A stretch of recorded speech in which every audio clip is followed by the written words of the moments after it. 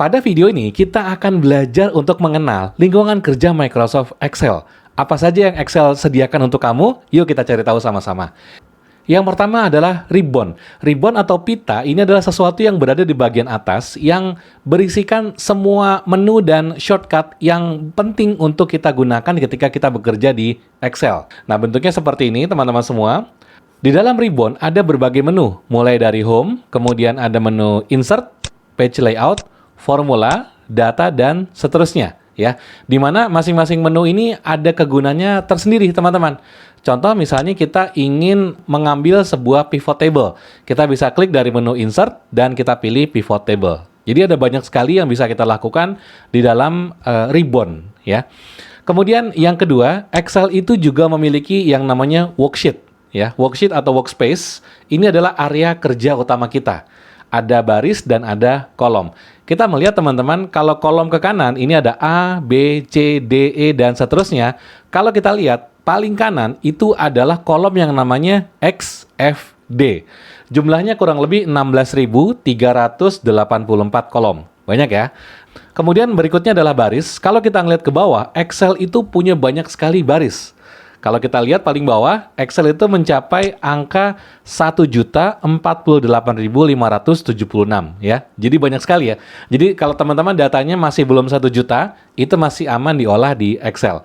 Tetapi kalau sudah lebih dari 1 juta, perlu dipertimbangkan menggunakan aplikasi yang lain. Atau kalau masih mau tetap menggunakan Excel, teman-teman bisa menggunakan yang namanya Power Pivot untuk mengolah datanya. Berikutnya, di bagian bawah ini ada yang namanya Sheet. Nah, seperti ini teman-teman ya. Ini kalau kita baru buka pertama kali namanya Sheet 1. Ini Sheet 1 ini bisa kita rename. Caranya kita klik 2 kali aja. Jadi misalnya kita kasih nama Sheet Data. Kemudian kalau kita mau tambah gimana Mas? Kalau mau tambah sheet gampang teman-teman. Ini ada tanda plus di sampingnya, tinggal kita klik aja, maka otomatis nambah sheet yang kedua. Misalnya kita kasih nama Sheet Revenue. Nah, kurang lebih seperti itu ya. Terus kalau mau di-delete gimana Mas? Kalau mau di-delete gampang banget teman-teman. Ini tinggal kita klik kanan, kita pilih delete. Nah, nanti teman-teman semua ketika kita mengolah data, Excel akan menggunakan nama sheet, nama kolom, sama nama baris untuk mengetahui posisi dari data yang kita olah. Sebagai contoh, misalnya di sini kita rename ya, sheet-nya namanya jadi data. Oke. Jadi di sini kita punya sheet yang namanya data, kemudian kita letakkan kursor kita di sini. Nah, teman-teman bisa ngelihat ya. Jadi posisinya adalah di kolom B dan di baris ketiga dari sheet data. Jadi misal di sini kita kasih angka 4 ya. Contoh seperti ini. Maka teman-teman angka 4 ini nanti bisa ditarik. Sebagai contoh, saya bikin satu sheet baru. Kemudian di sheet baru ini saya mau ngambil data yang tadi. Caranya gampang banget. Kita tinggal ketik sama dengan, kemudian kita pilih ke sheet data. Kita klik yang angka 4 ini dan kita tekan enter. Maka kalau kita klik di sini, lihat di bagian formula bar, di sini keterangannya adalah data B3. Artinya, angka 4 yang kita lihat ini sumbernya dari sheet data di baris ketiga dan kolom B. Dan terakhir, yang tidak kalah penting, teman-teman semua, ini ada yang namanya name box dan formula bar. Nah, teman-teman lihat di sini, kalau saya posisikan kursor saya di sini, klik ya. Nah, teman-teman lihat di sini, angkanya berubah di bagian name box, tulisannya adalah D6. Jadi name box ini mengikuti posisi dari kursor kita. Saya pindah lagi ya, misalnya ke sini. Klik.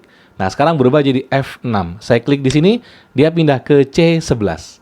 Asik ya teman-teman ya. Jadi name box ini akan berpengaruh terhadap posisi dari area kerja kita. Nanti di video berikutnya saya akan tunjukkan bagaimana name box ini bisa digunakan untuk memberi nama tabel. Nah, yang berikutnya, yang tidak kalah penting adalah formula bar. Ada di sebelah sini ya teman-teman ya.